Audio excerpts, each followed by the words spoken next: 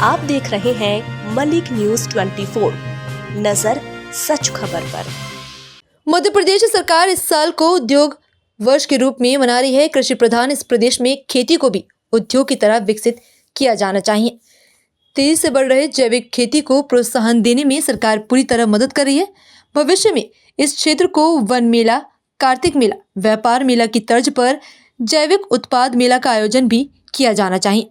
मेलों में लोगों की आवाजाही से जैविक खेती और उत्पाद के लिए जागृति लाना आसान होगा।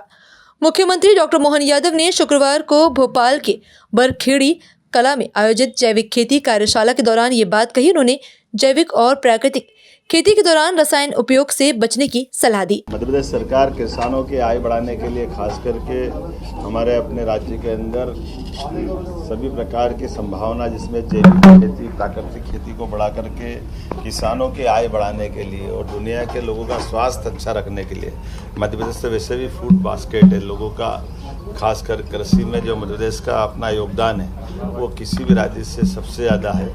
ऐसे में हमारी खेती में कम से कम रसायन का उपयोग हो, जैविक को प्रोत्साहन देकर के निर्यात में हम बड़ी भूमिका अदा कर सकते हैं। अब तो जैविक कॉटन की बहुत ज़बरदस्त मांग है। ऐसे में इन सारी बातों को प्रोत्साहन देने के लिए पूरे वर्ष का कार्यक्रम बनाने के लिए मैंने विभाग से कार्यशाला आयोजित करने का कहा था और वो कार्यशाला आयोजित करके आने वाले समय में कृषि आधारित नए उद्योगों की श्रृंखला प्रदेश भर में तैयार हो।